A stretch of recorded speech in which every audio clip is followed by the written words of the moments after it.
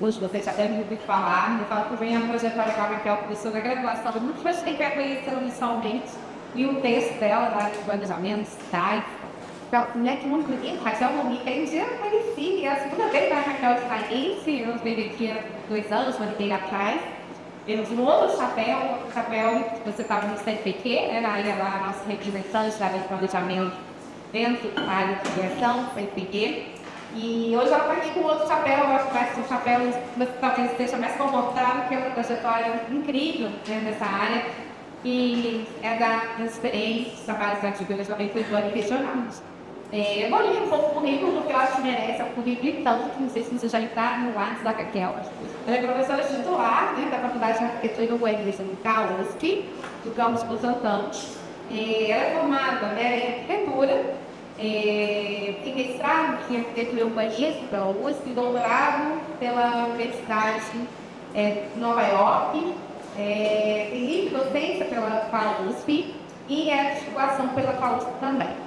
E ela é docente, então, desde 1979, uma carreira longa, né, nessa área de arquitetura e urbanismo. Ela coordena hoje um laboratório super importante, é o Laboratório de Espaço Público e Leis da cidade, lá na cidade de arquitetura, que é no Instituto de trabalho que esse vários tipos. A urbanista, urbanista, foi diretora de planejamento na cidade de São Paulo e consultora de cidades brasileiras e latino-americanas em críticas urbanas e habitacionais. Foi secretária nacional de programas urbanos do Ministério das Cidades, na gestão 2003 e 2007, e relatora internacional de direitos das cidades, moradia adequada do Conselho de Direitos Humanos da ONU, de 2008 a 2014. É autora de diversos kits acadêmicos sobre a questão urbana, e desde 2011 ela é bolsista pela Cidade de Efeitos, um FROP, e que ela coordena esse comitê de assessoramento de CNPq. Raquel tem sido referência em várias disciplinas da casa, tem colaborado com o IBGE recentemente nas sessões sobre favelas. Então, realmente é um prazer tê-la conosco, fique à vontade. A gente vai deixar para fazer as dúvidas, os comentários ao final, então Raquel tem turno de uma hora, e anotem, por favor, façam perguntas, enfim, interajam com ela, porque não é qualquer dia que a gente tem de uma salva de palmas, tá?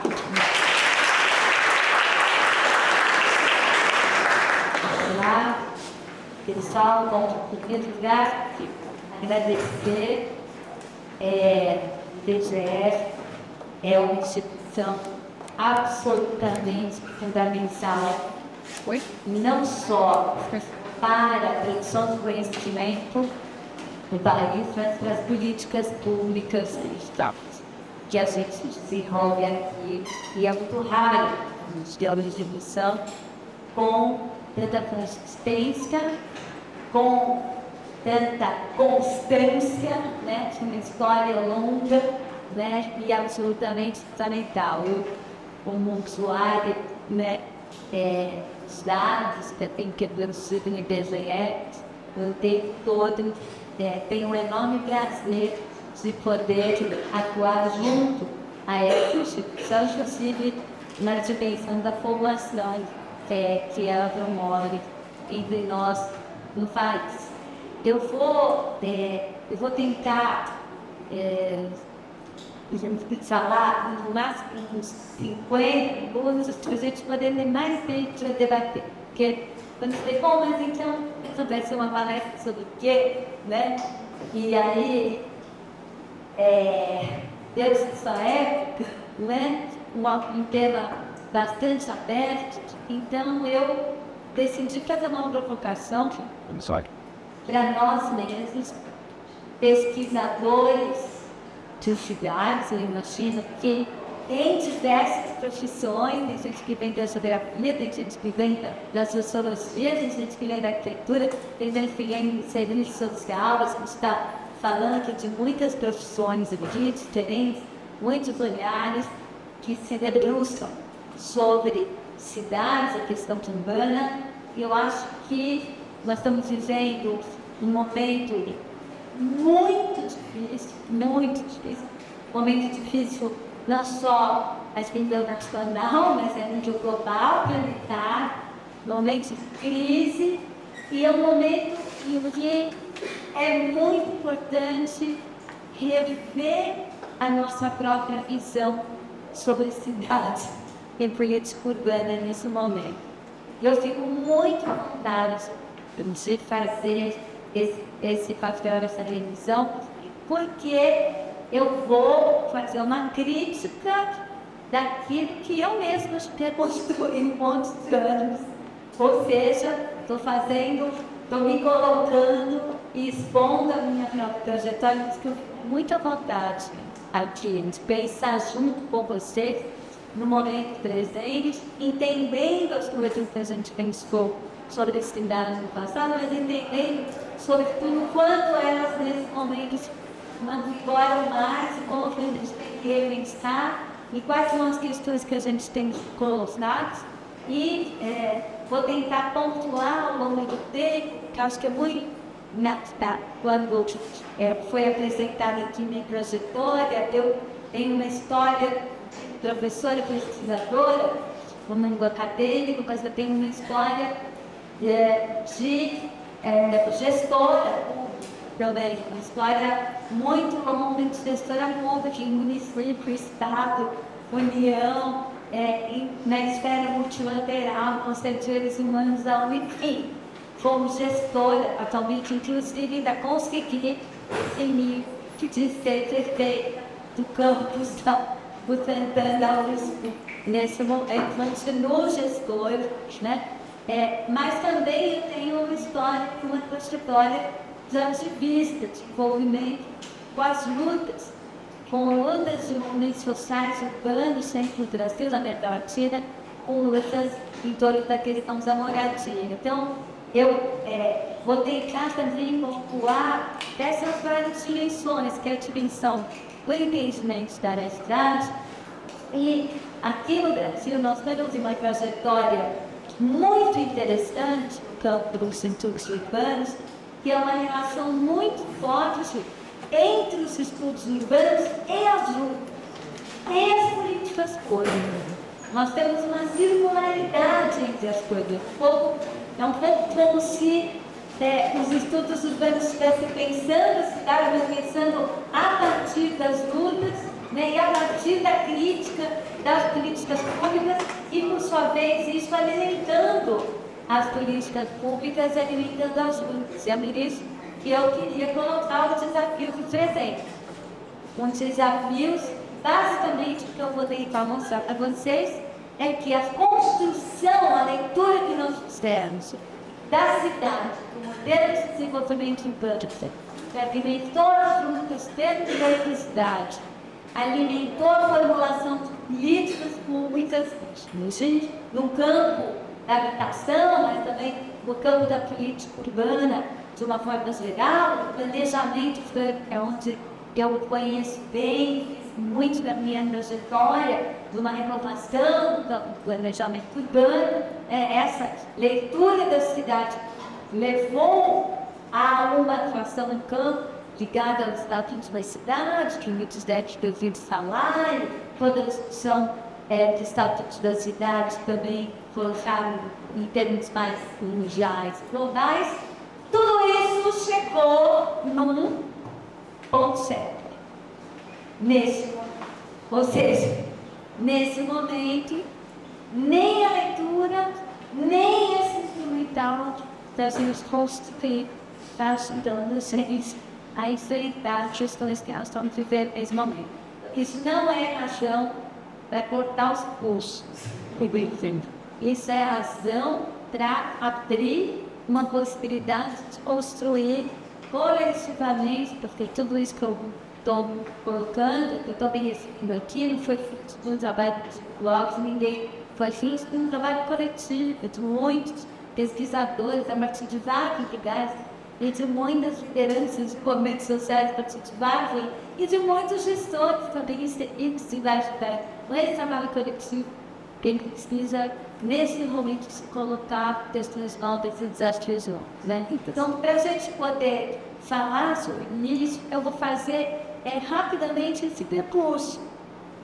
Pensar que leitura construímos sobre a cidade brasileira, e evidentemente, quando eu falo leitura sobre a cidade brasileira, eu vou falar de cara vem tudo sobre a questão da desigualdade, da cidade partida, daquilo que a gente chamou, né, nos anos 80, 90, exclusão socioterritorial, segregação, enfim, a gente trabalhou vários conceitos fundamentais para entender a realidade real dessa sociedade que continua assim. Absolutamente continua assim, né? Impressionantemente continua assim, com décadas, inclusive décadas de investimento real, não é só fala, não, de investimento real em procurar mudar, se procurar reverter, né? E a gente ainda está numa situação, talvez nesse momento ainda mais complexa, né? Que já esteve. E essa formulação sobre a cidade, eu gostaria de retomar dessa trajetória a contribuição de alguns autores que foram super importantes para pensar, porque a gente está falando do quê? E ali é a demografia que é a base dessa história. A gente está falando de um processo que foi muito intenso, radical e violento de desterritorialização, né, da maior parte da população e concentração dessa população em áreas urbanas e especialmente em áreas metropolitanas. Não em uma, como aconteceu em vários países, uma cidade, então conjunto de cidades em várias regiões que atraem. Então nós tivemos um processo que foi muito intenso, concentrado em poucos anos, né? Então nós estamos falando de anos 40, 50, 60, 70, 80, aí depende da culturalidade de cada lugar, de cada região, não é igual, não é a mesma coisa, não acabou, não parou, mas pensando assim genericamente, nós estamos falando do processo onde uma população enorme se deslocou do campo ou de pequenas cidades do interior para grandes cidades, né? E se instalou precariamente nas grandes cidades, porque as grandes cidades jamais ofereceram condições de acolhimento humano. Ponto. Jamais. Né? Ofereceram oportunidades de desenvolvimento econômico, de emprego, de educação. Isso é de verdade, né? Assim, ai, se iludiu, foi lá, migrou. Tem nada disso. As pessoas migram, elas enxergam as oportunidades que estão lá, que são diferentes mesmo de onde elas estavam, em situações que muitas vezes elas foram inclusive expulsas, né? Porque foram impossibilitadas de continuar a viver onde estavam. Então, nós estamos falando de um processo com muitos movimentos de discussão, a própria transformação do campo, a própria ocupação do campo brasileiro pelo que foi virando, o que a gente chama hoje de agronegócio, né? Como é que ele foi se transformando e a destituição e a despossessão que isso significou de quem era posseiro, camponês, enfim, todos os vínculos com o território que não propriedade individual, né? Esse processo. Claro, não vou começar de 1500 antes disso, mas óbvio isso também é absolutamente relevante para entender onde estamos. Vou começar desse processo mais intenso de urbanização desse período, que também esteve ligado à industrialização, esteve ligado à oferta de empregos, esteve ligado à industrialização na periferia e capitalismo, uma industrialização, portanto, baseada no pagamento de baixos salários para os trabalhadores e essa enorme concentração. E de modo que a gente começou a constituir cidades, paisagens concretas, aonde, né, que vai perceber que uma parte da cidade estava, digamos, preparada para essa cidade, né? Então, calçada, rua, poste, iluminação, transporte, rede de água, rede de luz, tem aqui, né? Vários de Jucantez, até hoje, né? É surreal. Mas, enfim, a maior parte da cidade formal, a cidade produzida por um capital corporativo de estilo urbano, consultoras, procuradores, né, mercado privado, comercializada através de circuitos privados, regulares, registrados em cartório dessa cidade, mais ou menos, né, bem menos do que mais, foi se desenvolvendo, oferecendo algumas condições de urbanidade, de expansão dessa urbanidade.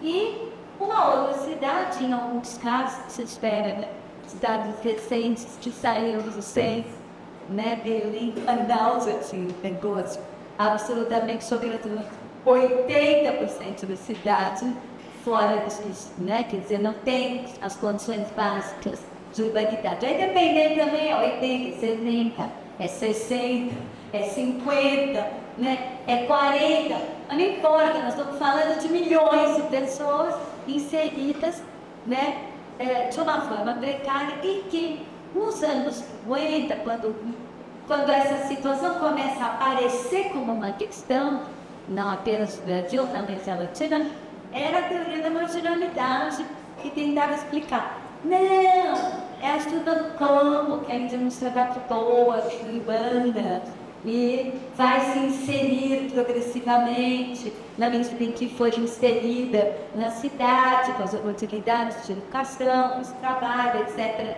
que as cidades vão oferecer. Então, a ideia de um modelo de desenvolvimento que tinha pedaços marginais e que, então, a grande tarefa, e aí toda a ideia de um desenvolvimento, de um projeto nacional de desenvolvimento, no sentido de eliminar essa marginalidade, no sentido de inserir essa marginalidade. É importante colocar isso, porque essa ideia de inserir, essa ideia de trazer para dentro dessa ordem, é uma ideia muito forte que atravessou as décadas, atravessou as teorias, né? Eu vou, quando chegar mais no fim, e falar o que é essa ideia também que a gente precisa discutir. Essa própria ideia de inserir, inserir do quê? Inserir em que modelo? Que modelo é esse que se inserir no corpo, né? Como essa grande tarefa fosse reproduzir esse modelo para todos, né? Enfim, mas aí já começa a aparecer essa ideia dessa inserção dos projetos de desenvolvimento, né? Na época, né? Na linguagem da época da superação do subdesenvolvimento, na direção do desenvolvimento, evidentemente plasmado no modelo de crescimento e estruturação urbana europeu, né? Ou, enfim, pensado a partir desse modelo de organização do território, de relação do território e das pessoas com a natureza. E essa ideia, essa teoria, nos final dos anos 60, no começo dos anos 70, através de trabalhos super importantes, e aí eu trago dois autores fundamentais que deram uma virada nessa visão, nessa história, um é o Escobar e o outro é o Chico de Oliveira, né? Que, em vez de dizer, não, isso que está acontecendo não é uma desfunção do sistema que está da criança tadinha para funcionar direito. Não, isso é estrutural para o funcionamento do sistema. Né? Então, o lugar, né, da ideia trazida pelo Escobar, trazida pelos dois, não vai dar tempo de desenvolver essa ideia, mas os dois de uma forma muito diferente, mas com muita convergência, né? Com a ideia da expoliação urbana, que vem do russo, e a ideia, né, da superexploração da força de trabalho, que vem do Chico de Oliveira, que é basicamente dizer, olha, gente, é o seguinte, a expansão do capitalismo na periferia do capitalismo se dá através de uma superexploração da força de trabalho, ou seja, é uma força de trabalho que vai receber um salário insuficiente para garantir sua reprodução enquanto trabalhador e vai garantir sua reprodução enquanto trabalhadora, superexplorando a si mesmo, né? Então, todo esse processo de construção da cidade popular, dos territórios populares, né? Das comunidades de salto, a gente luta para o território popular, não é tão como vai estar certo, tinha que ser comunidades favelas, né? Todo esse processo de construção dos territórios populares foi um processo de autoconstrução da casa própria, mas mais do que da autoconstrução da casa própria, porque a habitação jamais entrou no custo de reprodução da força de trabalho. Até hoje, gente, é uma coisa tão louca, ninguém comenta isso, né? No cálculo do salário mínimo, cesta básica, salário mínimo, prestação de casa, aluguel, bem caro, que é o que a gente está pagando em São Paulo, Rio, Belo Horizonte e tal, bem caro, não é? É tipo, se vira, né? Se vira com a habitação. Então, esse custo não entrou e esse custo, ele se realizou através da autopromoção da casa pelos próprios trabalhadores, aonde? Em locais que estavam abertos para que os trabalhadores pudessem se apossar. Ou seja, e aí não dá para a gente entender esse processo se a gente não entende ao mesmo tempo a relação com a política pública, com a ordem, com a legislação, com o planejamento urbano. Qual foi o papel do planejamento? Eu escrevi um livrinho pequenininho que chama São Paulo Planejamento da Desigualdade, né? Tem, aliás, um prefácio conhecida, que é 1000 vezes melhor que isso. É muito legal o prefácio de Emicida. Ele leu o livro e pensou, ele discutiu o livro, escreveu um prefácio maravilhoso, né? Ele é uma grande intelectual. E neste livro eu vou mostrar que não essa conversa fiada de que o problema é que as nossas cidades são precárias, não funcionam, falta de planejamento, falta plano. Não, eu vou mostrando na história de São Paulo, que eu tinha mais referências concretas, como os planos constroem a desigualdade, são as políticas públicas, são as decisões sobre política pública que vão construir a desigualdade.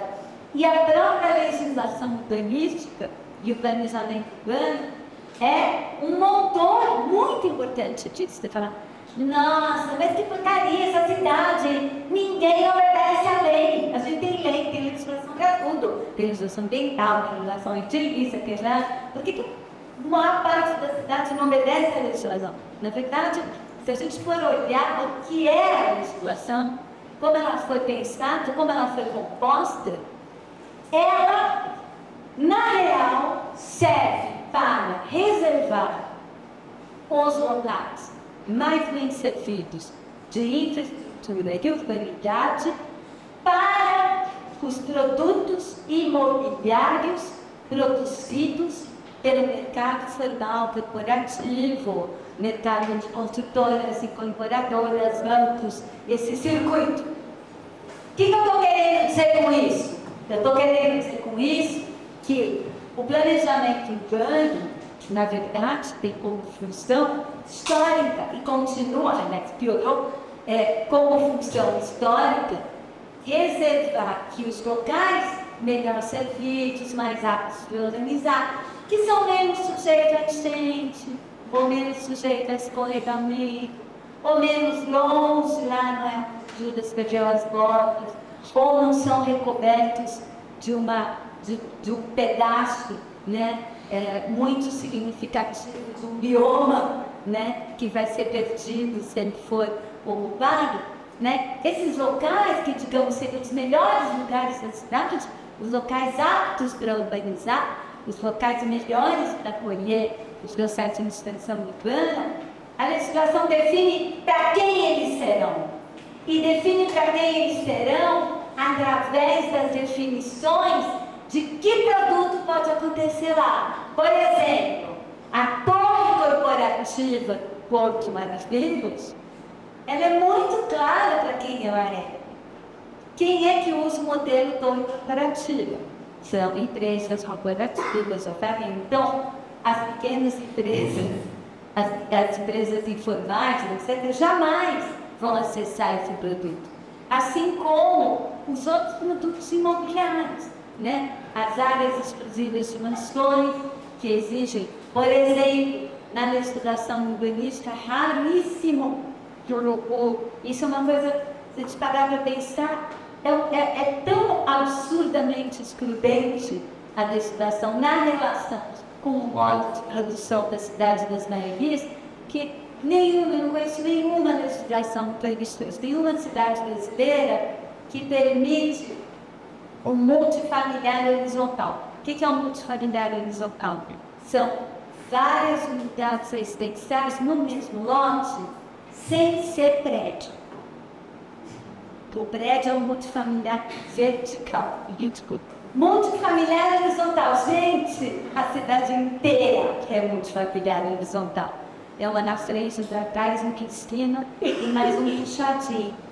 A cidade do puxadinho, que é a cidade que tem a ver com o modo de produção do território popular, do ritmo de produção do território popular, de construir aos poucos, ser construção progressiva, de bater a laje, ficar com a laje lá esperando, né, com os postos para ver quando é que vai fazer o segundo andar, de fazer a casa do fundo, que é alugar da frente, esperar na ficar pela casa do fundo. Esse modo de produção da cidade, ele é banido pela legislação.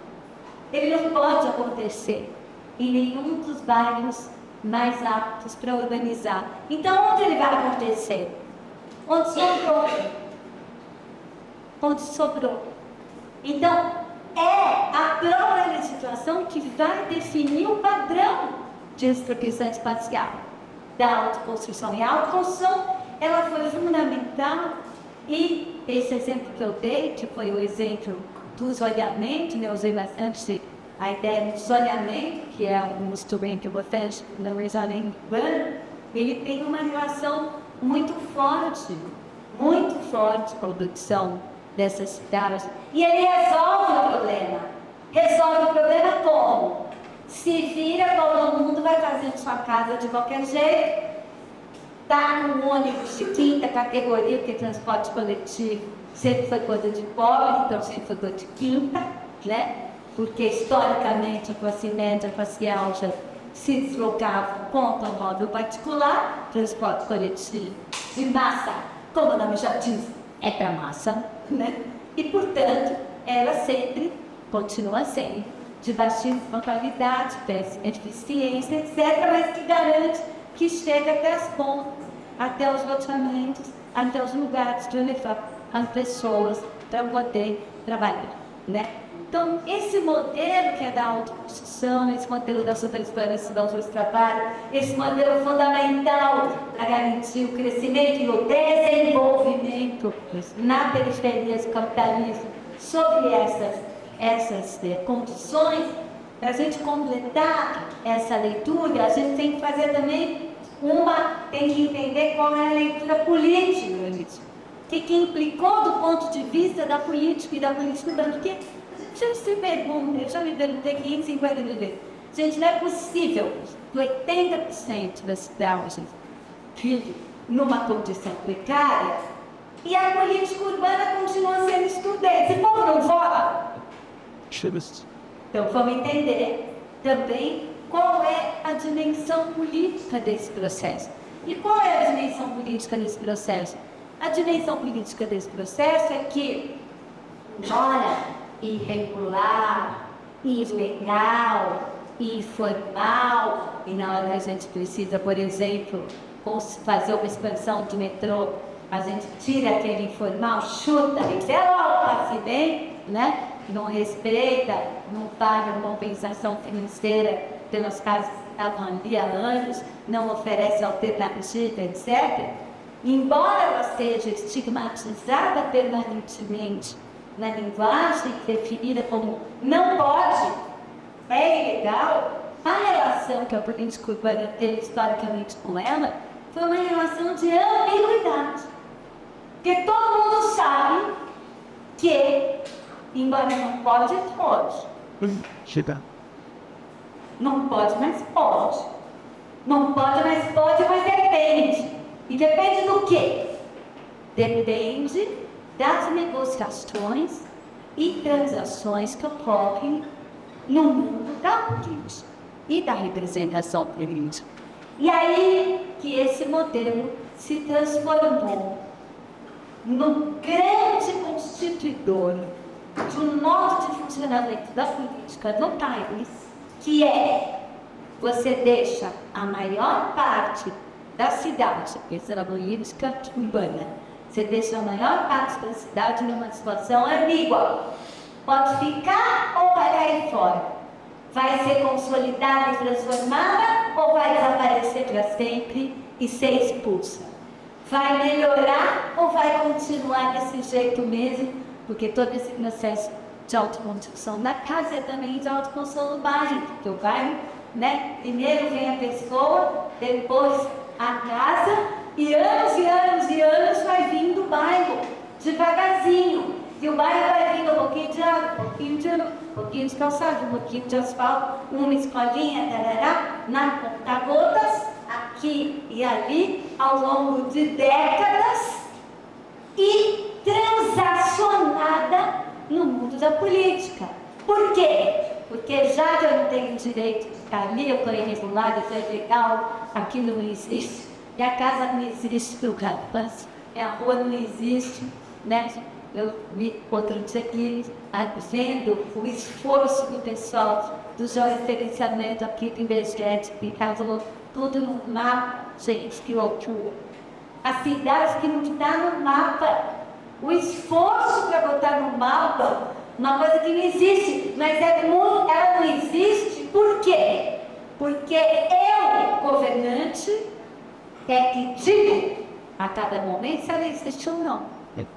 Depende-se, e até o povo usa essa expressão, ele olhou para nós. Ela olhou para nós, né? Nós não merecemos, estamos irregulares, mas, né, aquela política olhou e, apesar disso, nos concedeu o direito de fazer parte da cidade, de receber infraestrutura, de receber, mas nunca total. Nunca para eliminar completamente a diferença entre aquele lugar e o resto da cidade. Quantos 550 milhões de projetos já não teve na Rocinha, na Maré ou em qualquer outra comunidade, favela daqui no Rio de Janeiro do Brasil? Milhões. Mas nunca, integralmente, até o fim, eliminou, não é mais comunidade, não é mais, não tem mais diferença, é cidade. Não, por quê? Porque é uma máquina permanente de produção, de discricionalidade na política e, portanto, capacidade que a política tem de ofertar a inserção em troca do voto. Eu te dou infraestrutura e você vota em mim. E vota no meu representante na próxima eleição e na próxima eleição e mais. Então nós estamos falando do clientelismo, sim, mas nós estamos falando de uma forma específica do funcionamento do clientelismo urbano. E hoje, quando todo mundo fica chocado com o controle que o Centrão tem no Congresso, não devia ter chocado. Porque o que deu esse processo que foi se aperfeiçoando e se profissionalizando ao longo das décadas? Deu no modo centrão de governar. E o modo centrão de governar não é só o Congresso Nacional. Ele está em todas as câmaras municipais, nas assembleias legislativas. Ele funciona assim. Uma distribuição discricionária de benefícios, onde os políticos controlam essa distribuição e transacionam com uma máquina infalível, porque você garante que vai votando até o final dos tempos e vai ficando no mesmo lugar, lá, pisado, até o final dos tempos também. Então, E essa dimensão política eu acho muito importante a gente entender. E agora eu vou dar um pulo. Não vou dar aqueles remédios, porque eu tinha um poder que falei, agora eu vou dar um pulo, eu estava lá na salva, dei um pulo do auditório, tinha mais um pé, caí em cima da cadeira, achei que era artista de hobby, não vou dar. Eu vou dar um pulo no tempo, pra gente...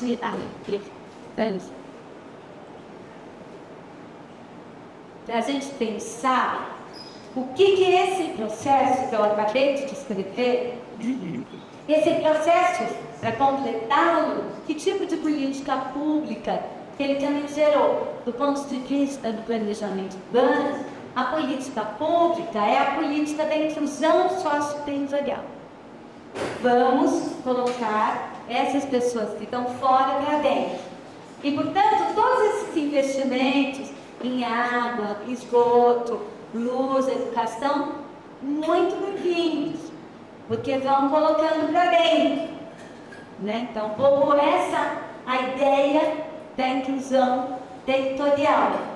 Essa ideia da inclusão socioterritorial alimentou políticas públicas, né, no sentido de ofertar, né, para as pessoas que estavam fora, né, os benefícios, estender os benefícios de quem estava dentro.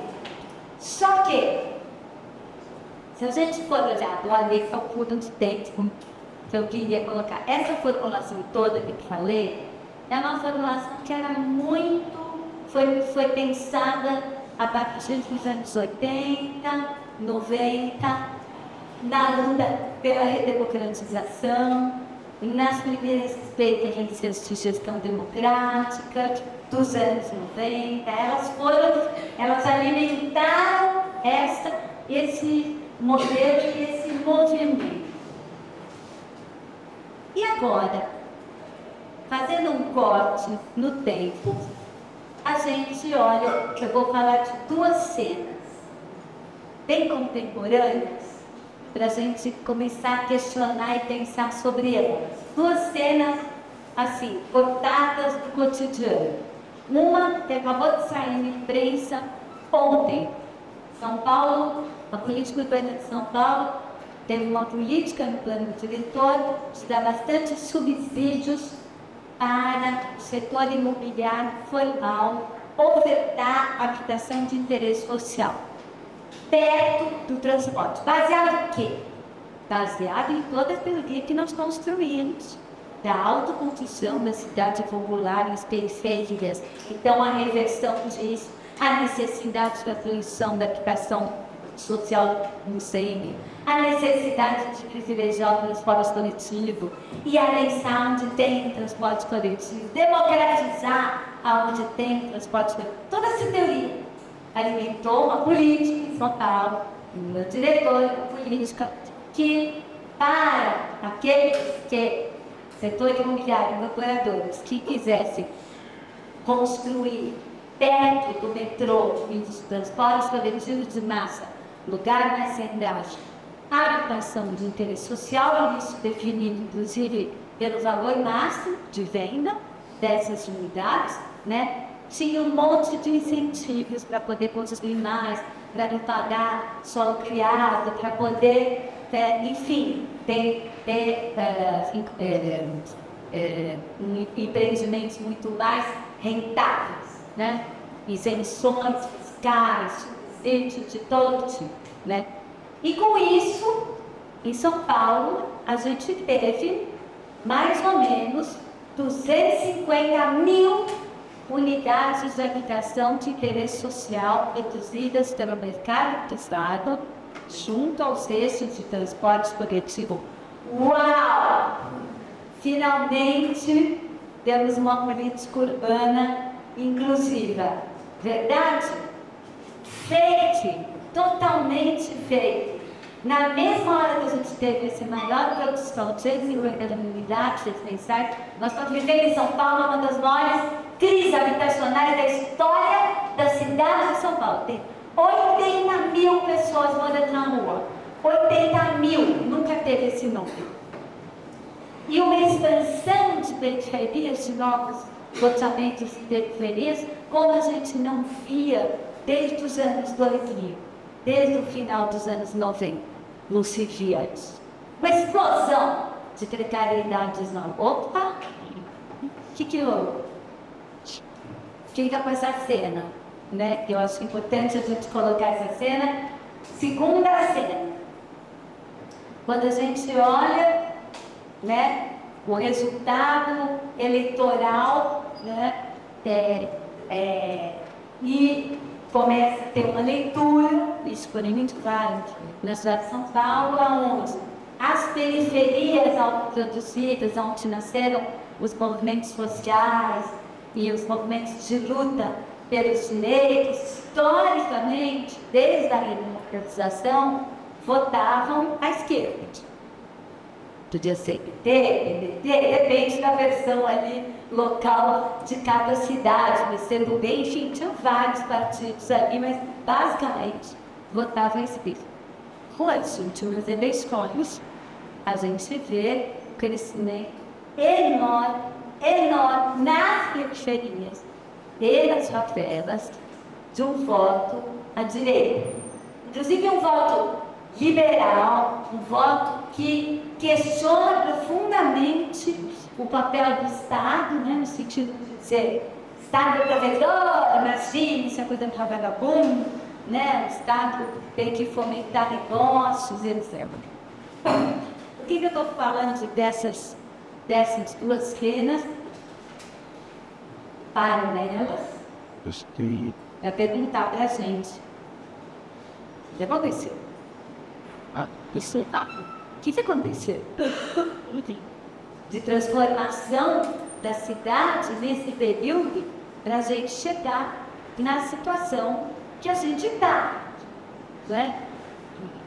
E aí a gente não consegue entender, eu acho que isso é uma tarefa coletiva, entender o que aconteceu. Eu não vou trazer uma teoria completa para substituir a teoria que foi feita coletivamente por todos nós nos anos 80 e 90, mas está precisando localmente, tá? Porque o que aconteceu nesse período? Então, eu diria, e é o que eu vou lançar aqui como hipóteses para a nossa reflexão, a gente precisa entender esse processo tanto desde cima, ou seja, na relação entre capital e Estado, como desde baixo, ou seja, a própria transformação dos territórios populares. Ou seja, o que eu estou querendo dizer é que não dá para a gente entender isso olhando só a estruturação do capital e do Estado. Tem que olhar também o que está acontecendo lá embaixo, porque lá embaixo não fica parado, não, esperando o que está vindo lá de cima. Também produz, também provoca, também inclui, também coloca, né? E a gente, quando a gente fala, bom, mas, nossa, esse voto da direita, fala, mas o que aconteceu? Você vai ver nas comunidades, nas favelas, as associações históricas de moradores, né, inspirados por meios sociais, devem controle político, ali, claramente, devem controle político para quem? Para um modo miliciano de propriedade, a gente chama de milícia, porque milícia é uma forma específica, um pedaço do Rio de Janeiro, mas um modo miliciano que é pensar uma produção e gestão do território de natureza extrativista, ou seja, para tirar e fazer grana daqui, né? E que articula esse controle através de um repertório de violência na comunidade, enfim, todo um repertório que acontece ali, que é muito diferente do que era a leitura inspirada da Igreja Católica, da solidariedade, do trabalho comunitário, né? Justiça social, isso aí já era, né? No sentido de muito barrado, né? Esse repertório muito barrado, né? Então, a gente tem que entender o processo de cima e de baixo também, transformações que foram acontecendo. E a gente, de fato, não precisa ficar lendo teoria para perceber que a própria forma de produção e de exploração de trabalhos pelo capital mudou completamente. Aquele negócio de fábrica, mais-valia, patrão, explorando força de trabalho na jornada, esse negócio é residual. A maior parte do tempo é nós, cada um de nós se auto-explorando, usando, trabalhando e sendo, né? A gente vê a gente no celular produzindo informação para alguém capturar essa informação, explorar essa informação e vender essa informação que eu produzi para outro. E estabelecer essa enorme gestão dessa mais-valia extraída do nosso trabalho através de algoritmos digitais e da plataformização. O próprio modelo de trabalho, gente. Com quantos a gente já não conversou aqui para falar, eu quero carteira de trabalho. Eu quero ser livre, dono do meu tempo. Por um lado, né, como se a submissão do trabalho e a carteira de trabalho fosse um mundo de prazeres, né? Como se não tivesse uma enorme exploração do tempo, do corpo, de tudo. E a ideia de ser dono do seu próprio corpo tem algum sentido, né? Também real, né? Mas também essa coisa da autoexploração de si mesmo. Se eu tenho um corpo que eu vou explorar, se eu tenho uma bicicleta, eu vou fazer entrega de jack food, se eu tenho, né, uma moto, eu vou fazer Uber moto, se eu tenho, né, um quarto na casa, eu vou mandar para alugar. Se eu tenho mais uma coisa para construir, mais um pedaço para construir, eu vou fazer mais um imóvel e vou botar ele de aluguel. E vai ter um desgraçado que não tem onde morar, que vai ter que, não tem outra alternativa senão pagar aluguel para mim, né? Então, e isso tudo, né? A gente vai vendo essa transformação acontecendo dentro de uma ideologia também, que é a ideologia da prosperidade, que é a ideologia do self-made man, que é a ideologia da meritocracia, que é a ideologia, enfim, muito alimentada também por espiritualidades religiosas que também fomentam esse mesmo valor. É um combo de subjetividade com condições reais de produção transformadas. Uma nova forma de exploração de mais-valia global, globalizada. E isso embaixo vai transformando embaixo. Então, hoje, quando você vai olhar uma nova extensão de uma comunidade, também, raramente, e você que não tem, que também é sendo exagerado, mas raramente vai ser uma família que deixa de morar, que perde o terreninho e começa a construir. Já era. Vai ser sempre uma operação empresarial, mais ou menos militar, mais ou menos envolvida com recursos, capital excedente de tráfico ou não, capital excedente da prosperidade dos territórios populares, porque afinal de contas, eles são pobres, mas são muitos. Roda muito dinheiro. E tem um capital excedente que também é aplicado. Então se transformou completamente a lógica de produção. Completamente. Então, a lógica de pensar o território popular como a produção da subexplorando já não é mais isso, é outra coisa. E do ponto de vista de cima, não vai dar tempo de desenvolver isso, mas a gente pode conversar mais na nossa conversa, né? No nosso debate.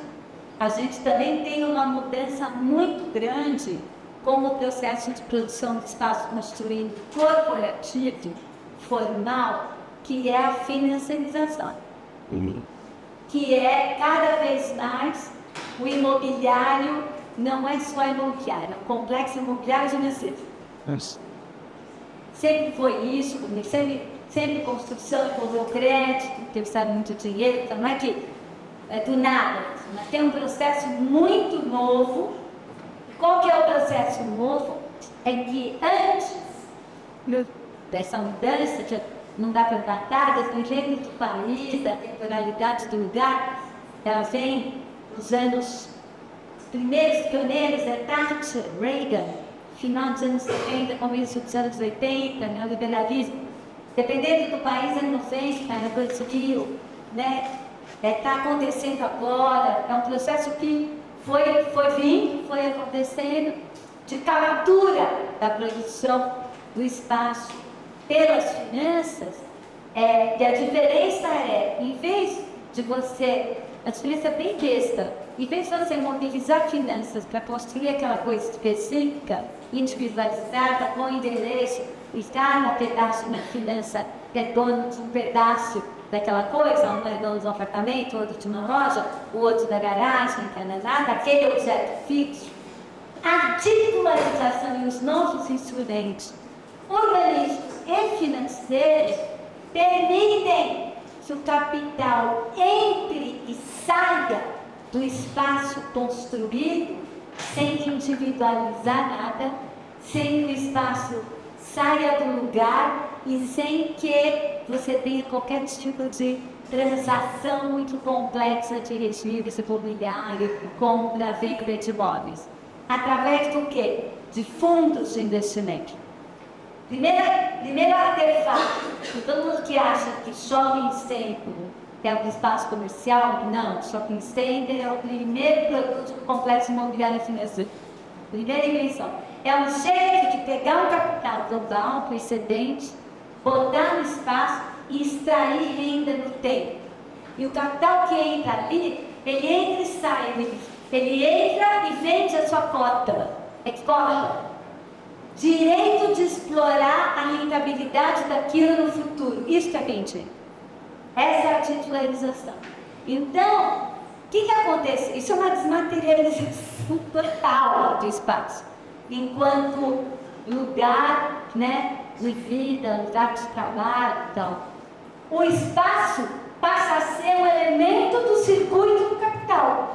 E como na liberalismo, a globalização, a gente tem um capital excelente global, financeiro, livre, leve e solto para circular, como quiser pelo planeta, bem ao contrário das pessoas, né, que não podem entrar, que foram embora, decretadas, né, expulsas, barradas nos muros que os países falam. O capital não, gente, o capital fica passeando e passeia num bicho. Vai que uma massa de capital de sheiks de petróleo se desloca dali de Dubai, cai em São Paulo, extrai renda, volta para lá, cai na África, se junta com o capital chinês, com aquele da Google, com o da Apple, com o fundo soberano da Noruega e com as nossas pobres poupanças e fundos de pensão dos trabalhadores que também ficam circulando junto com ela o tempo inteiro, e entrando e saindo dos imóveis. Por quê? Porque o imóvel, como o nome já diz, ele é um ativo financeiro muito potente. Ele é o mais importante ativo colateral, né, para o investidor. É fácil, quando a gente vai no banco de empréstimo e o gerente é um imóvel. Por quê? Se você não pagar o imposto imóvel, é aquilo que ele vai poder mobilizar, né, se você não pagar a dívida. Então, para os grandes fundos, a carteira de ativos é muito importante para eles alavancarem mais capital e mais negócio. Então, essa transformação, gente, transformou o político urbano. Aliás, a política urbana se sustenta completamente a ela. As PPPs de infraestrutura, parcerias público-privadas, elas são isso. Elas são formas de abrir frentes de ativos para capital excedente global financeiro que fica circulando sobre o planeta para ver onde é que ele vai baixar com uma expectativa de rentabilidade. E o pior, não é a rentabilidade que nem da mãe ou da tia da gente que pensa em mim. Vou comprar uma casinha, porque eu vou me aposentar, vou me ferrar no dia da aposentadoria, a casinha vai me dar um aluguel complementar para eu poder viver. Não é. A expectativa dos grandes fundos é de larguíssimo prazo. Então pode ficar tudo vazio. Não precisa nem estar usado agora. Mas ocupa um espaço e tira o lugar de quem precisa. E isso é uma crise global. E ela acontece aqui também. O que eu ainda não consegui, nós, no Lab Cidade, estamos trabalhando bastante com isso, tentando entender qual é a conexão entre os dois processos. O processo de financiarização de cima, ou no Estado, ele é 100% conduzido pelo Estado. É o Estado que criou o fundo de investimento. Vocês acreditam que fundos de investimento imobiliário não pagam imposto? São isentos. A tia que tem uma casinha de aluguel tem que pagar um imposto sobre. Suspendeu na pandemia, mas vai voltar. Mas os fundos imobiliários não pagam imposto. Isso é criado pelo Estado, sempre criado pelo Estado. O Estado foi protagonista disso, construiu. E como está com a relação disso, com esses processos que estão acontecendo também no mundo particular. Para complicar mais e terminar o nosso combo de desafios aqui, chegou finalmente a hora de encarar o problema do próprio modelo de cidade. Por quê? Porque esse modelo de cidade que a gente lutou e luta há tanto tempo para estender para todos, shopping centers para todos, asfalto para todos, viadutos para todos, construções enormes de soberania para todos, automóveis para todos. Nós estamos vendo o que aconteceu com esse modelo. Crise climática. Tudo caindo aos pedaços, enchendo, ventania, destruição, incêndio. É um projeto, esse projeto contava da gente desde os anos 50 lá, agora redondo. A ideia de desenvolvimento, um dia todos estaremos dentro desse modelo e seremos felizes para sempre. Esqueceram de calcular, não caos. E não rouba. Esse modelo, que é esse modelo que consome petróleo, que consome cimento, que destrói a mineração, que produz gases de efeito estufa, que faz um lixo incomensurável, destrói o planeta. Ou seja, não vai rolar ter esse modelo para 7 bilhões de pessoas que moram em 7 chamado oral. Foi, obrigado. Quase 8. Não tem, não dá. Então, finalmente chegou a hora de contestar o modelo. Mas se a gente contestar o modelo, qual é o outro modelo? Porque afinal, não era esse o modelo que a gente aspirou? E o que é esse modelo? Esse é o modelo da colonialidade.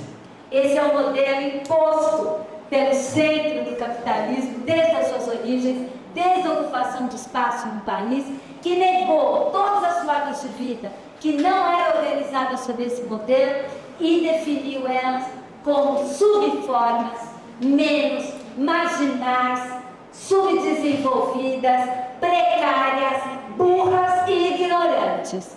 E nós estamos falando de todas as epistemologias e todos os conhecimentos e todas as relações entre as pessoas e o território que não a forma branca, ocidental, europeia, que se impôs e baseada na propriedade privada, registrada. E isso se impôs para o conjunto como modelo político, como aspiração. Então, finalmente, abriu um espaço para a gente poder falar sobre isso.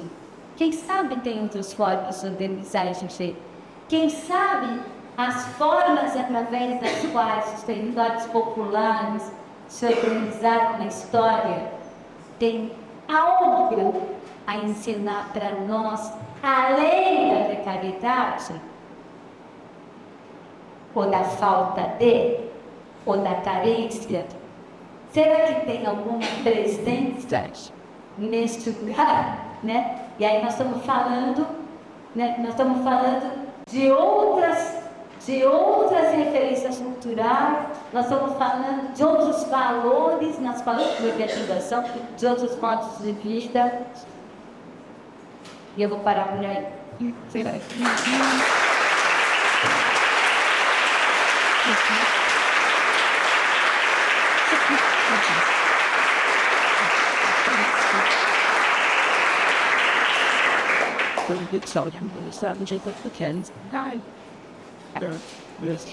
Uau! Mas liguei no muito bom, muito obrigada. Eu vou limitar o nosso tempo, porque a gente tem um outro convidado nessa aula inaugural, né? Que é o professor Richard, que é o presidente da Organização Nacional de Desenvolvimento de Ocupações. Eu acho que casa muito bem aqui com um pouco de áudio que a Raquel trouxe para a gente. Então, vou limitar essa nossa discussão, comentários, aqui até as empenham, que aquele já não tem tempo para falar também. E aí a gente também quer responder. Então, vou abrir aqui discussões, aproveito a oportunidade, né? Sejam breves, talvez na fala de vocês. Eu quero que quem for falar se identifique-se, né? O ano de ingresso setorial, um dos professores também. Fiquem à vontade, está aberto a palavra. Bruna, você tem um jeitinho de ali atrás, eu quero na frente. Quem estiver muito lá atrás, deve levantar e para perto da Bruna. Do ângulo do adversário. Vamos botar no modo de três. Segundo, bem, escola, tem que se vai ficando assim. Antes de mais nada, muito obrigado. Amei a faceta. Realmente é um tema caro, apesar de não ser da área. No final, eu queria só comentar que você mencionou a questão do asfalto, moradia, automóveis para todos, sendo, de certa forma, um plano estável. Mas a minha interpretação é diferente, porque a minha interpretação é que isso nunca foi um plano que seria realmente levado a cabo. Ele é parte do imaginário que constrói essa necessidade da pessoa ter que trabalhar, que algum dia ela vai conseguir uma moradia, ela vai conseguir um carro. Isso não é necessariamente algo que realmente aconteceria, mas essa questão de você vai conseguir é uma parte que é importante para que o sistema continue existindo. Obrigada, João. Passa para e depois o governo faz muito chover.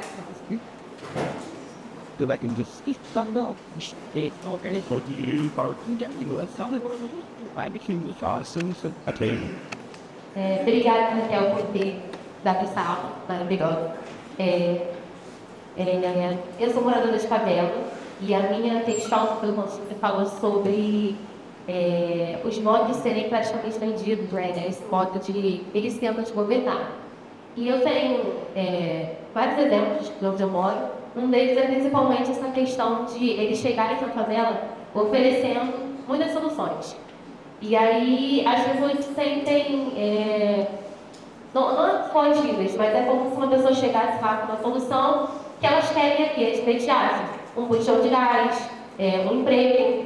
E isso também tem muito a ver com a presença da Igreja Evangélica nos territórios.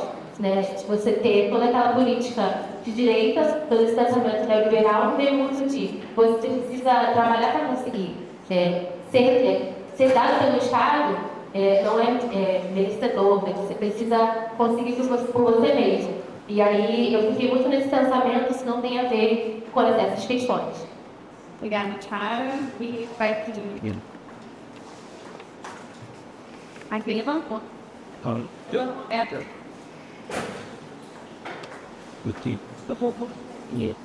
Agradecer também, lembrar que eu estive presente quando você veio numa reunião que o IBGE convocou e falou sobre a última vez que você viria, se continuasse o IBGE tratando como aglomerados que normal, acho que isso foi uma vitória. Por isso que eu vou eu imaginei. Só um comentário, ouvindo alguns relatos do pessoal de Petrópolis e também do Rio Grande do Sul, a gente chega à conclusão que o imóvel pode se mover, ele pode desaparecer, na verdade. Então, eu acho importantíssimo essa breve toque que você deu sobre a questão climática, mas da necessidade urgente de mudar o modelo. Eu estou agradecido de você ter trazido isso, porque também é parte da nossa perspectiva estudando, fazendo pesquisa, no doutorado aqui na ISCO, do IBGE, e penso nisso o tempo todo, em como mudar esse modelo, acho que é a nossa... Eu vou ficar aqui e depois a gente faz uma correlação. A resposta também tem muito a ver com a resposta mais do nome, sabe? Com a resposta caçada, porque nós estamos falando de construção de subjetividades que alimentam também o modelo. Então, a aspiração, o desejo, né, que faz parte, né, de como isso é. E nesse momento, por exemplo, quando isso está dominado pelo insumo, né, o consumo é a questão mais fundamental, é a questão mais estruturadora mesmo do desejo, consumir, isso tem um papel fundamental na manutenção dessa máquina. Eu concordo completamente. Agora, a questão que a Sara levanta, que é a questão do Estado, né? Evidentemente, toda a construção neoliberal foi em oposição àquilo que foi uma construção, sobretudo a partir dos anos 30, como o New Deal, mas depois ficou bastante forte depois da Segunda Guerra Mundial, na Europa, né, que era a ideia de um estado de bem-estar social, um welfare state, né? A ideia de que o Estado deveria captar uma parte da riqueza produzida na sociedade para poder distribuir aquilo que, no âmbito do salário, da circulação e da mercadoria, não era distribuído com justiça, compensando, então, quem não tinha dinheiro com bens e serviços. Então, a saúde pública, a educação pública, né, como um direito gratuito, né, como um direito, né, de todas as pessoas, e a ideia de que o Estado é que captura uma parte da riqueza da sociedade para poder prover a educação pública. Esse modelo, ele entrou em colapso, claro, depende da experiência histórica de cada país, mas ele entrou em colapso generalizado. Quando eu era relatora do direito ao humano adequado da ONU, eu assisti como que o modelo foi sendo desmontado na Terra, né? Nós temos vários países. Claro que no lugar que tinha um estado de bem-estar muito bem armado, você vai tirando, mas ainda fica alguma coisa, né? Na nossa experiência, o que nós tivemos na nossa história, até hoje, foi uma aspiração ao estado de bem-estar, um desejo de estado de bem-estar. Mas a gente nunca teve estado de bem-estar mesmo, inteiro. Mas a gente ficou lutando décadas para ter, acreditando nisso, votando nisso. Até agora a gente ainda ficou insistindo. Falou, não, gente, se a gente tiver um SUS bem estruturado, que todo mundo tem acesso, todo mundo vai ter saúde. Hoje no transporte, o movimento tarifa zero, foi o transporte gratuito para todos, ele faz parte dessa mentalidade. A gente continua lutando por isso, mas, ao mesmo tempo, só nós bem baixinho, porque é difícil falar isso aqui. Mas vamos conversar. Qual que é a experiência correta que a gente tem no Estado? Assim, na vida mesmo. Como que foi, como que tem sido. Então, as pessoas, um discurso anti-Estado e de crítica do Estado também não precisa muito para convencer as pessoas, porque a experiência que elas têm concreta do Estado é tudo meio meia boca. Tem, mas está faltando. Tem, mas está faltando. Tem educação universal, tem. Mas você vai lá e pensou para isso, para quebrar, não sei o quê, não funciona. Aí na saúde tem um mês esperando na fila, não sei o quê. Eu sei que eu tenho, que quando eu for finalmente operado, eu vou ser operado com uma super qualidade, igual a qualquer outro hospital privado, mas demora até fazer aquele exame, demora até. Essa experiência das pessoas têm, então é difícil É difícil não pegar um discurso dizendo, esquece o Estado. Não rola. Porque a experiência concreta que a gente tem na periferia do capitalismo é de um Estado que não rolou, não fez, não, a experiência, não, a gente vai chama o desejo, a vontade, a luta pela. E fizemos muito nessa direção, né? De lutar por isso. Mas, então, eu acho que tem um problema muito sério na esquerda hoje, inclusive, que é a esquerda não conseguir fazer a crítica do Estado. Então, a crítica do Estado fica interina na mão da direita. A gente é como se fosse um tabu. Eu não posso falar mal do Estado. Se eu falar mal do Estado, eu estou sendo neoliberal, dizer que eu mercado. Mas, enquanto isso, gente, eu fui gestora e sou gestora do país. É um inferno esse negócio desse Estado, então você não consegue fazer nada. Olha, vai comprar um negócio, vai conseguir licitar.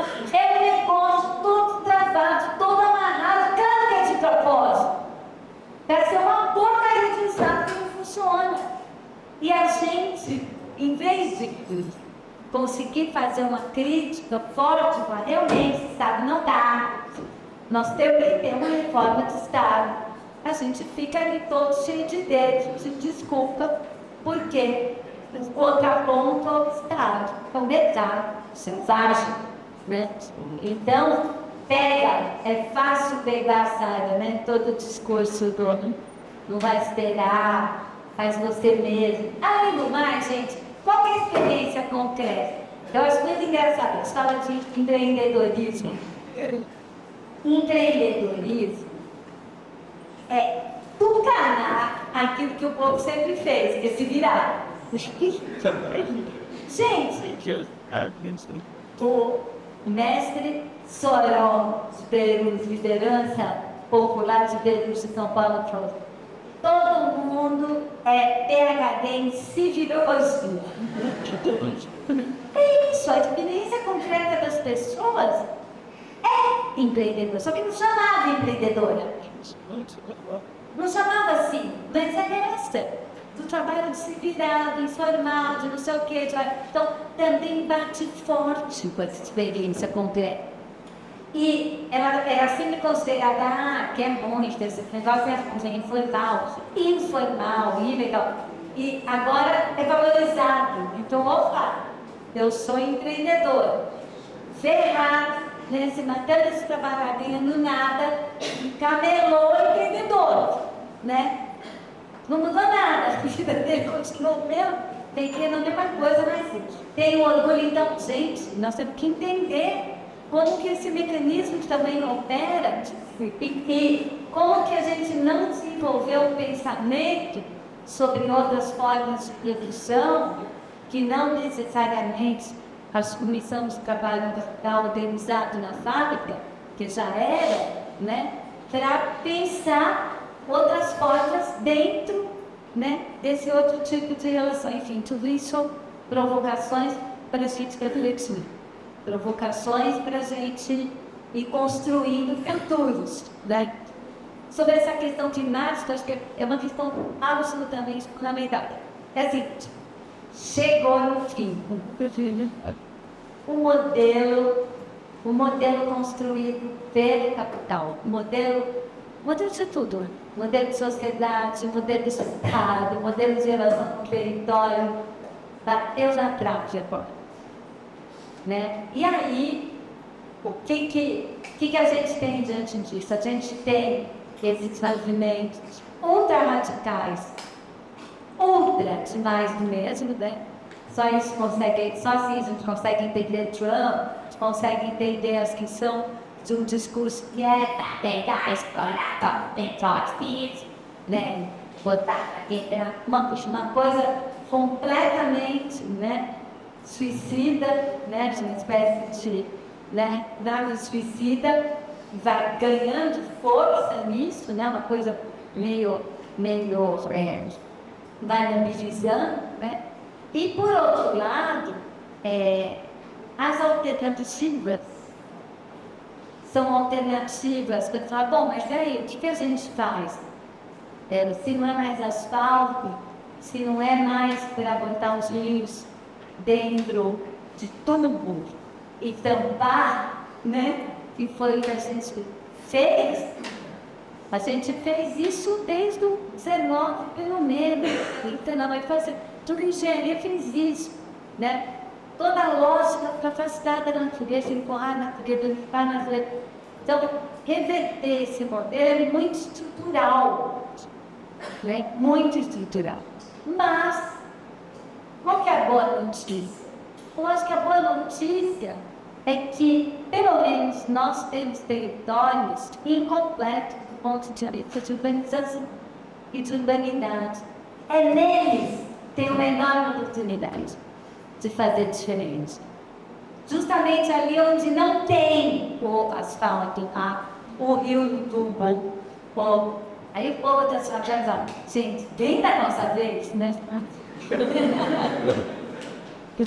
Mas é isso, é ali que tem um espaço para experimentação de uma outra forma de estruturação de espaço, de convívios, né, com a natureza, de relação com a natureza, entendendo, né, e por isso eu acho que, pensando em termos de agenda, tudo isso que eu estou falando coloca a necessidade de uma nova agenda da construção, de uma nova agenda política, ecológica, urbanística, social, ética, moral, etc.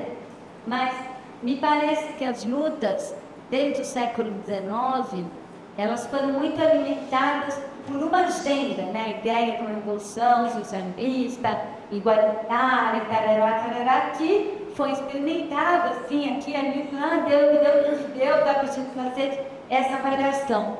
Me parece que nesse momento a gente tem menos uma agenda unificadora, né? Do que nós vamos, para onde que vai, né?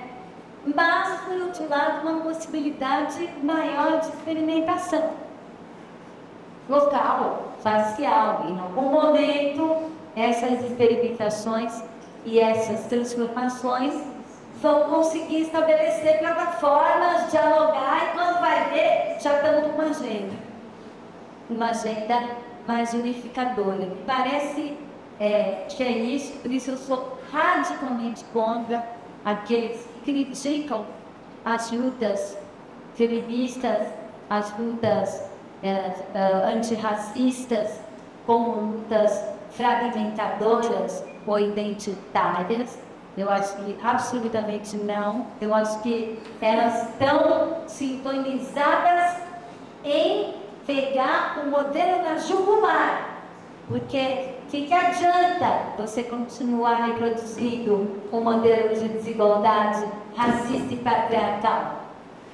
Então, eu acho que nós estamos aqui num momento que essas questões questionam mais fundo mesmo, questionam mais fundo esses elementos que são elementos estruturadores da desigualdade, né? Então, acho que é duro pra caramba viver. Toda vez que eu penso, ai meu Deus, como tá difícil, a gente já na decadência de velho, mas tô indo já da leite disso. E rolou, entrou a renascença, foi super legal. Sei lá, acho que tem que acontecer, tem que, né, com a idade, vai ter que botar a imaginação para funcionar. Bom, gente, Falei demais. talvez mais uma pergunta para encerrar, pode ser, vou deixar uma Bíblia, mais uma rodada, uma pergunta. Alguém tem mais? Eu pode ter, tem uma pergunta. Gente. Boa tarde. Eu fiquei pensando um pouco aqui na lógica da financiarização. Uma leitura que eu fiz aqui rápida, foi acho que até o próprio capitalista nosso terra, que enxergou na crise habitacional criada a partir da pandemia, e a gente foi na compra, então, aluguéis de grandes espaços de empreendimentos que eram alugados para grandes lojas de departamentos, e hoje em dia eles pegam, fragmentam e alugam na forma de várias estantes, são os famosos shoppings populares, e acabam arrecadando a partir disso muitas vagas de emprego informal e acaba tendo uma multiplicação cada vez maior das desigualdades nesse contexto. Como é que você pensa sobre isso? A gente tem, quando eu falo a gente, nós pesquisando para a cidade, a gente tem trabalhado muito com a questão do aluguel como nova forma de financiarização, nova fronteira de financiarização. Porque, digamos que a financiarização 1.0 está em torno ainda da questão da propriedade, inclusive da promoção da propriedade individual da moradia, né? Está muito baseada nisso. E agora a questão do aluguel, ela vai tomando conta absolutamente de todos os espaços. É impressionante o que está acontecendo, né? Você vê o crescimento dos aluguéis das favelas, você vê o crescimento do setor formal, você já tem na América Latina situações como em São Paulo, Chile, Bogotá, que já tem 30% de moradia de aluguel, uma coisa que eu dependo mesmo do padrão histórico e tem a ver com essa nova mudança da exploração. Você não explora mais espaço, você explora a unidade de tempo. Então você tem uma possibilidade de rentabilidade muito maior. Esse negócio de Airbnb, e a plataformização digital permite isso, porque você consegue fazer a junção e a gestão daquilo que é muito disperso rapidamente, sem grandes problemas, via plataformização e uniformização. Você tem fundos de investimentos imobiliários, por exemplo, que são proprietários de, 150 mil moradias de aluguel espalhadas em 25 cidades de não sei quantos países, não sei quantos continentes, simultaneamente. A própria Airbnb é uma plataforma que ela extrai, é uma coisa fazer isso, que assim, o lugar é para a pessoa, o trabalho de administrar e montar um lugar para alugar é para a pessoa, o negócio de receber a pessoa que vem alugar é para a pessoa, mas quem ganha dinheiro mesmo é a plataforma, que é um fundo de investimento financeiro listado na Bolsa de Nova York, que vive da microexploração de todas. Então, toda essa coisa da gestão do tempo, de unidades do tempo multiplicadas, ela foi muito possível agora, então tem muita relação com essa nova tecnologia da plataformização. Então, de fato, é uma estruturação e tem um impacto muito grande espacial. A maior parte dessas fake HQs foram produzidas em São Paulo, 250 unidades, acabou até sair uma reportagem, que tem uma ação do Ministério Público denunciando a fraude, que a maior parte são estúdios alugados para Airbnb, que foram vendidos para investidores dessa produção de HQs. Realmente estava no máximo de 256 mil reais. Na época, né, o valor máximo, né? Só que era 10 metros quadrados, tipo 25 mil metros quadrados. E 4 quadrados mais caro de São Paulo. Então, esse modelo é um modelo novo. E aí, de novo, o desafio, porque essa proposta do incentivo foi uma proposta formulada no governo progressista, que ela veio desse modelo. Sem entender, esse é o problema, toda a mudança e toda a transformação que estava acontecendo, sem prever, né? Porque não era essa a intenção. Gente, não era essa a intenção. Mas ela aconteceu dessa forma, por quê? Porque o mercado se reorganiza dessa forma. Eu preciso entender isso para você poder trabalhar com a política pública. Ou seja, a moral da história, não dá para pensar hoje, gente, política pública para o modelo de cidade que a gente olhou nos anos 80, 90 e achar que é a mesma política. Não é. Não pode ser. Né? Tem que ser outra. Enfim. Gente, eu não estava de palmas.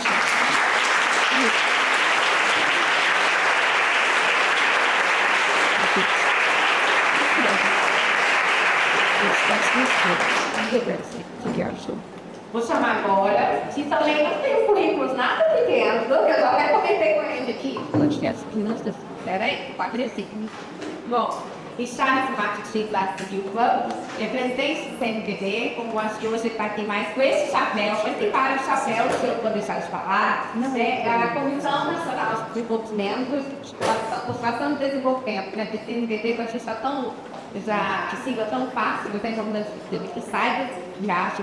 Ele é doutor em saúde coletiva pelo Veracruz, né, sempre discussão em direitos humanos pela FNJ, professor em psicologia pela FNJ, e desde 2000 ele coordena o Plano Integrado de Saúde para as Favelas do Rio de Janeiro, né, uma parceria institucional de diversas entidades importantes, e ele tem vários outros chapéus que eu falei, ele falou, eu prefiro não falar, porque gastar o meu tempo falando, conversando, porque, enfim, é uma arte excepcional, vamos ter assim com a gente, uma parceria antiga da ENSE, com a CNPD, o IBGE, com a CNPD, eu acho que ele vai poder falar melhor. Mas calma, palmas.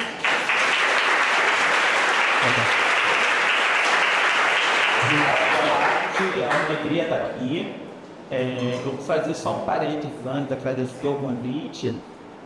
Há 5 anos atrás, o ex-ministro da Saúde, deixou de ser ministro do Meio, quando eu estava aqui, a Inisa me convidando para coordenar uma estratégia muito inovadora no futuro, que era a estratégia de saúde nas favelas. A gente estava no contexto grave da pandemia, a gente já tinha aqui indicadores criticados, né? Questão do trem habitacional, de ausência de saneamento básico, informalidade, já sabia que o desenvolvimento da pandemia nos contextos de favela seria diferenciado pelos estereótipos. Então, muitos pesquisadores de algumas universidades naquele momento se reuniram para pensar numa ação emergencial de enfrentamento de utilização da pandemia nas favelas. Mídia estava podendo a esforço da pandemia nasceu, quando me chamou para coordenar isso, para ver com os colegas. A gente criou um plano emergencial de enfrentamento do Covid-19 nas favelas, uma doação de 20 milhões de reais, e desenvolveu 2 editários, né? E uma deles, parente, Raquel fez uma fala que é muito significativa para a gente pensar as favelas para além das carências, para as ausências, mas das premissas da importância. E o que a gente percebeu nesse 5 anos, de fato, primeiro de toda a construção do campo de saúde, mas historicamente, pela nossa saúde humana, a gente pensa no lado do pessoal com desencargos de resumo da violência, ou está em calor do planejamento, pelo campo da saúde turística. E o que a gente percebeu nesses 5 anos, assim, a enorme potência de solidariedade que existe nas favelas brasileiras, né? O número das respostas, transamenadas, seja de mapa do corona, respostas de produção de informação qualificada, de indicar articulação de rede territorial, né? Fortemente a gente consegue mapear isso, peças experiências, né? E é um post que é muito significativo, e eu falo agora, nós falamos, o que eu falei gravar no ginásio, eu comecei a falar da classe de desenvolvimento. Eles têm vários chapéus. É outro chapéu, mas acho que eu não podia deixar de fazer essa fala aqui, especialmente, porque acho que todas nós somos muito tocados pela fala da Raquel, para pensar esses novos modelos de financiamento que especialmente afeta a vida das populações mais vulnerabilizadas. E acho muito significativo estar nesse programa de pós-graduação, que aqui é uma escola muito importante, que nos ajuda a pensar condições de vida, né? E o campo da saúde é um campo de diálogo central, né? O campo da demografia, da estatística.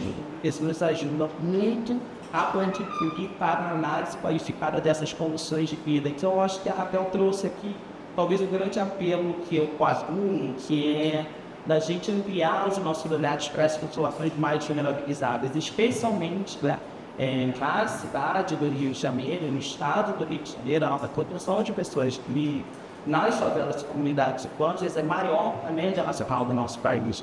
Então, eu acho que talvez uma contribuição muito significativa como docente, discente, colegas dessa casa, seja nos ajudar nessa construção desse campo e ajudar na qualidade das informações que a gente está produzindo, né, para referenciar tanto das políticas para garantir de melhor qualidade de vida sobre os vivem nas favelas do nosso estado. Finalizo dizendo assim, o IBGE mostrou no ano passado, assim, para cada 16 equipamentos religiosos que a gente tem nas favelas do Brasil, existem equipamentos salvos. Para cada 8 equipamentos escolares, a gente tem para cada 8 equipamentos religiosos, a gente tem um equipamento escolar das favelas do Brasil. Eu acho que já está muito bem colocado o tamanho do desafio que a gente tem, por exemplo, para garantir qualidade de vida para essas populações que em situações cada vez mais em desvantagem, distante. Agora, como esse parêntese agora em Charles, presidente da Comissão Municipal de Posse e da Presidência da República do Brasil, quero agradecer formalmente a Mídia de Elina, é muito legal estar nesse programa, que há 10 anos atrás eu fiz uma disciplina, que ia começar dizendo isso, né? Era a disciplina de dinâmicas demográficas críticas populacionais, né?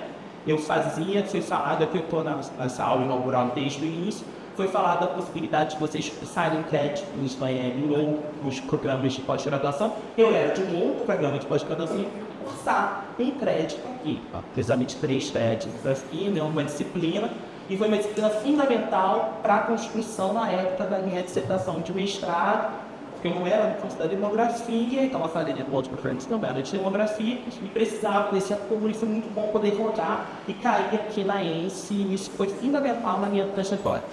Então tenho um carinho enorme, tenho colegas nessa casa de casa, Otávio, Lívio, Janus e outros colegas, e a ENSE, ela é um dos nossos 4 programas que focam em demógrafos em nosso país, né? Nós temos esse curso em outras 3 escolas, no CEPLAR, na Universidade Federal de Minas Gerais, do MEC, no Unicamp, e na Universidade Federal do Rio Grande do Norte. E para a gente, a CNPI, para a Associação de Conhecimento do Brasil, fundada em 1995. Muitas que vocês conhecem, ela foi presidida por 10 anos por uma demógrafa que é muito importante do nosso campo, que é a nossa querida professora Rosario Viva, que esse ano completa 100 anos, presidiu a CNPD por 10 anos, também foi presidida por outros colegas da demografia. E durante um período de muita instabilidade política no nosso país, que nós analisamos como um período de enfraquecimento das políticas de participação social de controle social, no governo passado a CNPD ela foi extinta, juntamente com outros conselhos, outras comissões, outros grupos de trabalho, que têm essa missão de monitorar e de acompanhar a implementação de políticas públicas. A CNPD ela foi retomada no ano passado, né? Ela foi reativada, e ela foi reativada com uma cara nova. Essa Comissão Nacional, que esse ano completa 30 anos, tem os órgãos de controle social mais chegos da história do Brasil, assim, em atividades, o Conselho Nacional de Saúde, para outros conselhos nacionais, né? Tem a quantidade enorme de quase 80 colegiados nacionais que nós temos hoje no campus, no campus, aí dos 10 conselhos e comissões, historicamente em permanência, mais antigo da história do nosso país. A CNPD completa 30 anos esse ano e tem como missão monitorar a implementação de políticas relativas à população e ao desenvolvimento. E nós temos um assento da demografia da CNPD ocupado pela Associação Brasileira de Estudos Populacionais, que é uma comunidade, uma organização, uma entidade da comunidade científica que congrega demógrafos e estudiosos do campo de população. Para a gente, a CNPD ela tem um papel muito estratégico, porque ela auxilia na implementação das políticas relativas à população originária.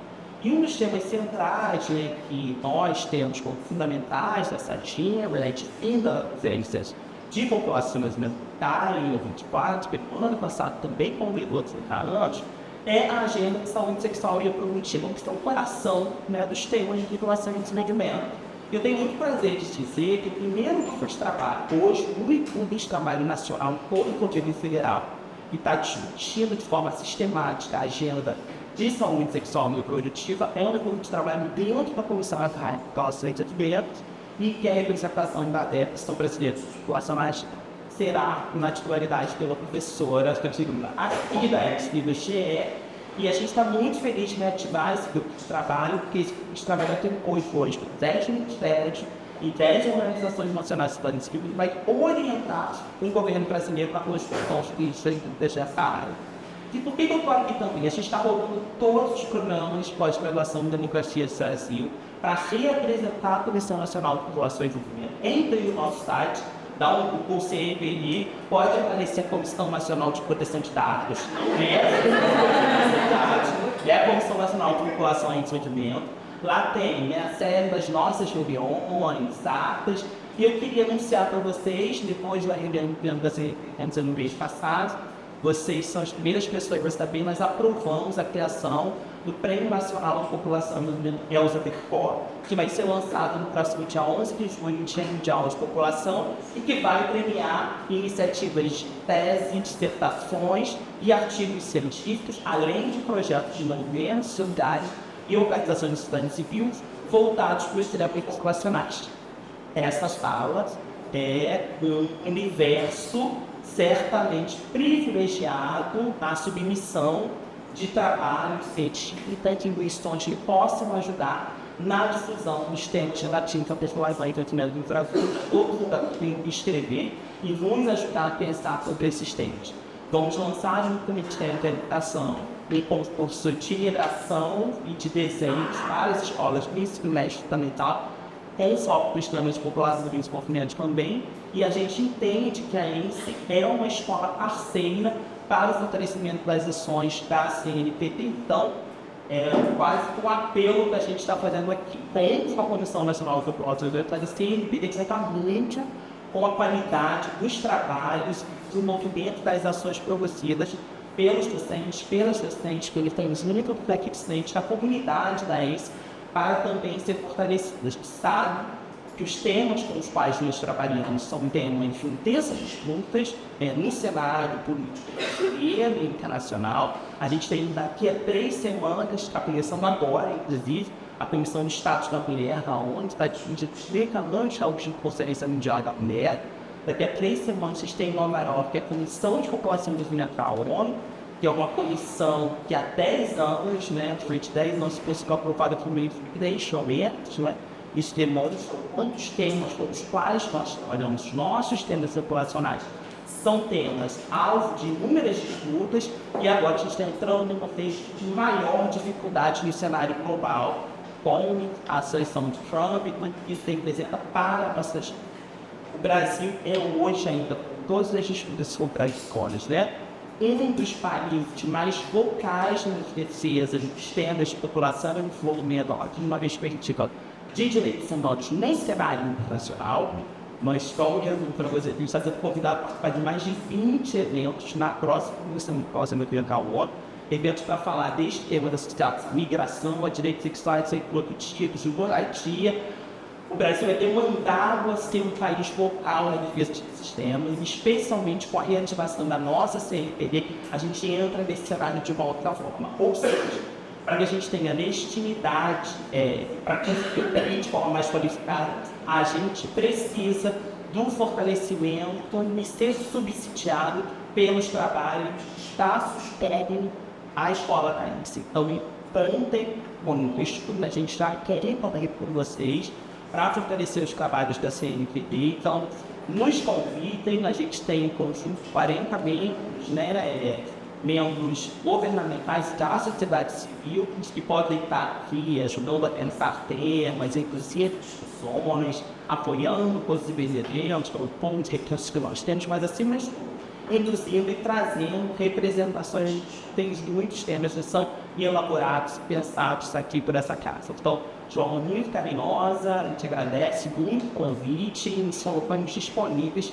para estar aqui com vocês ao longo da construção desse curso, finalizando, desejando que a trajetória desse começo de estrada do doutorado seja maravilhosa e, na medida do possível, aproveitem que nós também saiam daqui, porque a da nossa formação também se faz de diálogo e intercâmbio com outros colegas e outras casas e oportunidades de trocar, né? E saber um pouco do que a gente está fazendo. E a CNPq é um lugar aberto para acolher a todas e todos. Muito obrigado.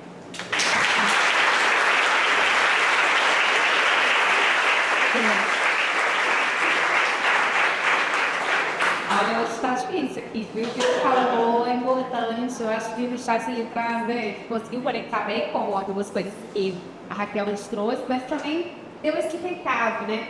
Essa importância que vocês vão desenvolver, que os colegas já estão desenvolvendo para as temáticas de população de desenvolvimento, né? E isso é feliz com o prédio, né? Espero que nós possamos desenvolver indicações, né, desses prédios. E eu acho que vocês vão ter a oportunidade de conhecer melhor quais temas são esses, né? Eu não falei dessa festa, do Richard, é sobre o DNPD, é sobre o CARI, então quem quiser aprender mais, né, eu acho que a tese dele é uma grande referência na área sobre o que é a ocupação do desenvolvimento, como esse tema tem sido tratado na agenda das políticas públicas do Brasil. Mas eu acho que o recado, né, de como a ENSE, entre os programas de demografia do Brasil, tentam contribuir esse, né? Vocês podem fazer muito, né, de ser o caminho de troca com a CNPq. Se alguém quiser perguntar alguma coisa, tem alguma dúvida, querem comentar algo que não foi comentado anteriormente, enfim, a gente tem algum minutinho para falar para ele. Nós. Eu não sei se essa pergunta cabe muito assim, mas não pego. Estudando talvez com as ODS, esse movimento de cidades, enfim, gostaria de saber sua opinião sobre as métricas que as ODS nos oferecem para esse desenvolvimento de novas cidades, novos espaços. E como é que se essas métricas elas seriam assim, satisfatórias realmente para o que a gente deseja de lugares. Alguém vai ter um comentário, curiosidade sobre o tema, né, que iniciar se falou aqui? Não, então tá, vou fechar com isso, fechar com os ministros. O César é especialista nisso. Já deu, eu estou há alguns anos participando na FRJ, e César deu uma aula de referência sobre esse tema, e eu super acho que pode dar um dele daqui a pouco mais a fim. Mas vou falar da minha experiência com relação aos ODS. Em 2000, vocês sabem que exagero, ela é cunhada na virada dos 20 anos da época 92, né, que no 20 anos, mais então a gente leva mais ou menos uns 3 anos para elaborar esse projeto. Entre 2012 e 2015. A gente teve uma série de reuniões preparatórias em Nova York, na sede da ONU, entre 2011 e 2015. Então, todo mês tinha uma reunião para estudar, para trabalhar o estudo zero, né? Que seriam, primeiro começava os 70, tem que colocar um pouquinho, quando a gente pensou ODMs lá atrás, os ODMs eram poucos comparado com os 17 ODS. E qual era a vantagem dos ODMs? Assim, quem é os inícios da ufologia, sabe? Você ia para o seu mercado, você pegava lá a sacolinha de mercado. É mais fácil você memorizar 7 temas do que você memorizar 17. Né? E como é que você chega em 17 temas? Primeiro eram 70 objetivos, né? E tem toda uma questão de financiamento, certamente uma questão de financiamento, onde está o dinheiro, né? Hoje, qualquer projeto, a gente fez 2 editais de infectores. Uma pergunta central lá, está lá responder qual o objetivo do seu projeto, para a saúde na sua vida, qual o objetivo do seu projeto, qual o impacto territorial, quais são os ODS que esse projeto vai dar. Não tem nenhum projeto, PDS, Petrobras, que você vai vincular, você está solicitando a um ODS, reagindo a dinheiro. A gente passou 2 anos, 3 anos, aí eu me coloco como eu participei desse processo, negociando os termos.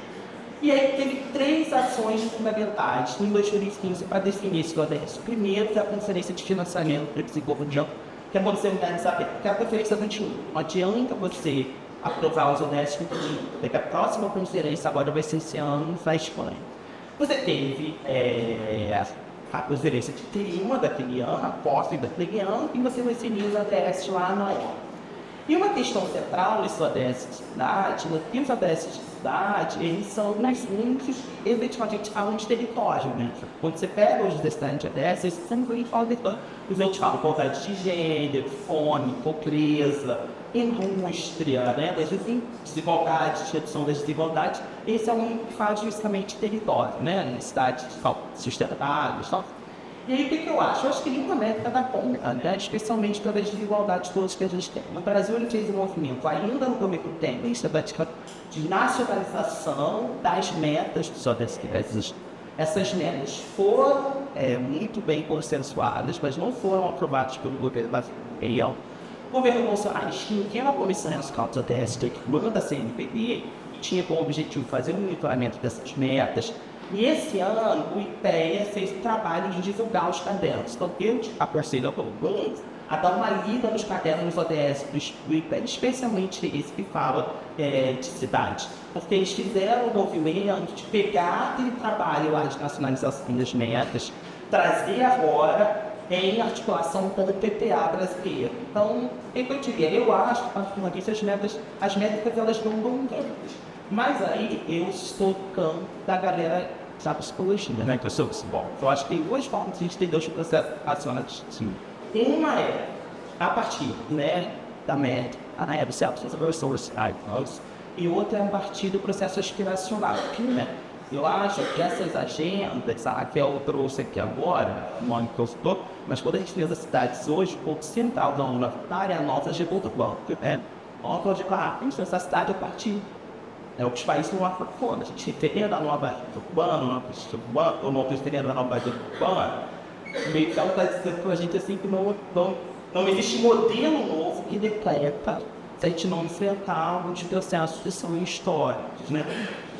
Eu tendo a dizer que essas agendas elas são aspiracionais, então acho que cabe a gente entender que a gente segue quantificar coração de com essas agendas, né? Talvez não vai ser a métrica que vai dar conta. Tem umas feministas que olharam esse processo no seu direito, elas vão dizer assim, se você pega a conferência do a conferência das mulheres de desenvolvimento social de 96, ou até mesmo uma época que tirou hoje, são textos de 400 páginas, né, que tem no shopping essas conferências. Quando você chega nos outros clientes, você pega todas essas coisas, se você resume, vocês procuram isso até 7 dias, e você segue o título matando a polícia de meio ambiente, a temática das mulheres, relacionadas com a necessidade.